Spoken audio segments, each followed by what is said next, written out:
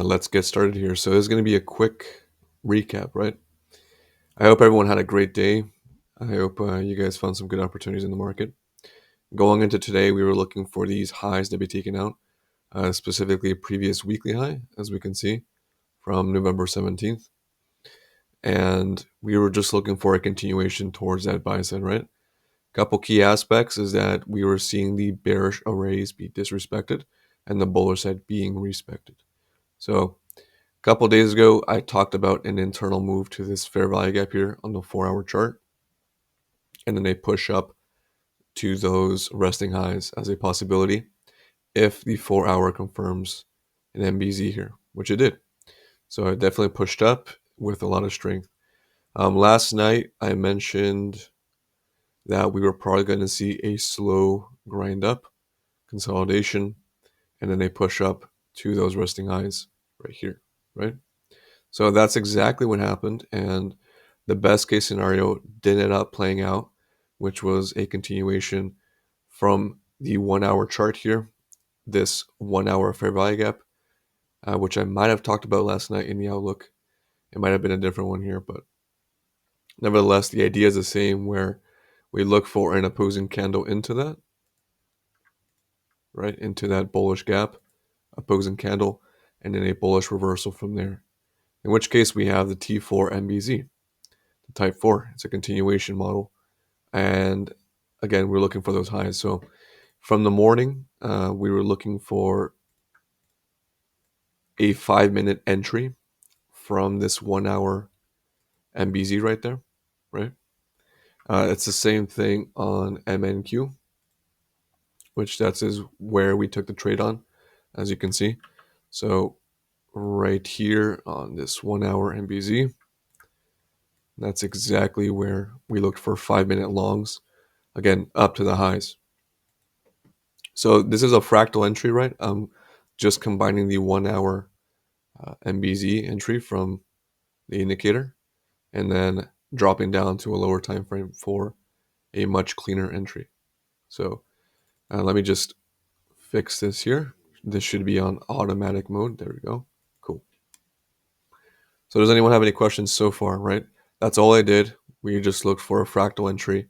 Realizing it, I did talk about it during the live that we were pretty deep in a premium, but these highs were pretty close. I think was a pretty good target in general, but also it had some pretty decent opportunity there, right, for longs. So this premium area was the weekly range, as we can see. Right now we are in a premium, so we could see a move back on Thursday or Friday. We'll see. But again, this is all we looked for. So 1-hour MBZ, and then let's drop down to the 5-minute now. So when I drop down to the 5-minute, I like to use the 4-hour range here from the stat levels. So we'll just go to the 5-minute here. Again, this is the 1-hour MBZ. And you'll see that there was a fractal entry.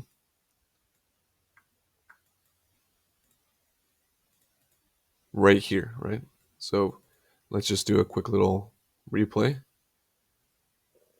so we understand what happened here. New York Open, there was a lethargic push, really failing out to take any stronger highs, which were resting above. There was a bearish liquidity MBZ reversal, and that actually played out. If you wanted to do a quick short, that played out. But again, I was more inclined to focus on longs. So what I did is I went on the indicator and I just switched to bullish MBZs so I could focus on the long opportunities, right? So when that happened, this was my hotspot because it's the 1-hour MBZ. I'm just looking for a fractal entry.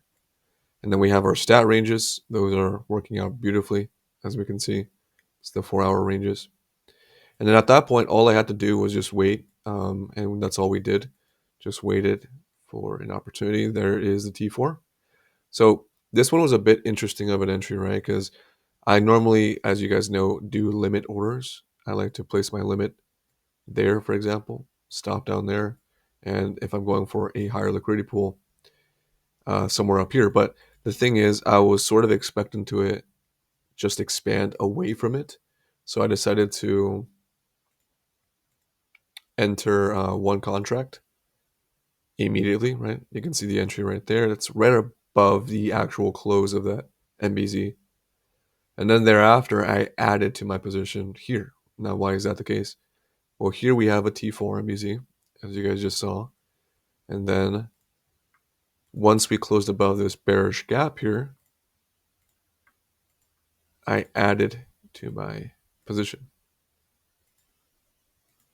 Basically looking for a invalidation of that bearish gap, and then I added to my position. I wanted to add more in case there was a retracement back into that close right there, but we never quite got that. It just missed it by a couple ticks and then pushed up, which is fine. And then I ended up taking the profit right around here, around the projection. So I think after averaging in, it was around 80 plus points. But if I had entered immediately here with a take profit there, it would have been 97 points. So not too bad, right? Pretty good day. Thereafter, as far as price action goes, we saw a pretty slow reaction from the highs, right?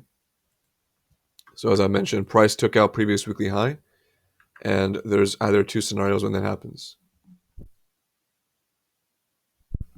Either there's a stronger push on the 1 hour or on the 50-minute, in which case I'm always looking to see, because it's a major liquidity pool, if there's going to be a strong close above that, or if there is a sweep of that liquidity pool, right?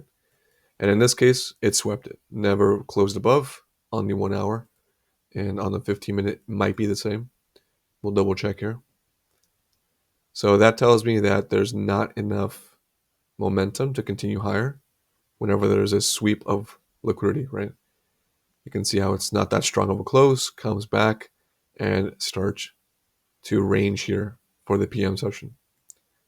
Keep in mind, there was pretty much after Globex open, a small end dog, right? New day opening gap. And after it tapped into that here, it never quite came back down. Price opened up, daily candle open, and then tapped into it and really just pushed, continued to expand. So after a large expansion like this, as we can see here, it's around like 300 points. We really shouldn't expect the PM session to be too volatile here, right? And if we look at the statistical range for the daily profile, we can see how it played out here in just a second. So does anyone have any questions on that? Market recap and trade recap.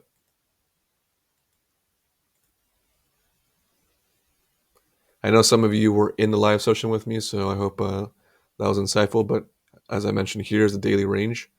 As you can see, if you are trading and using these ranges here, you can see that we're in a premium up here. So the longing up here is a bit more risky, I would say. Here is completely fine because you still have most of the range to work with. But once it starts pushing up even higher over here, for that daily profile, it's a bit more risky. Same thing on the previous days, right? Once you are looking for shorts, for example, you see how it goes deep into a discount. If you are shorting down here, just know the risk is much higher. It could still pound out, but regardless, I always like to mention that same thing here. If you're longing up here, it could still pan out, as you can see, but it starts to slow down, right? So that's what I want to point out. Cool. Well, I hope this was clear. I'll be posting this online very soon. And yeah, if you guys have questions, you can always drop them in the trading chat. Talk soon, everyone. God bless.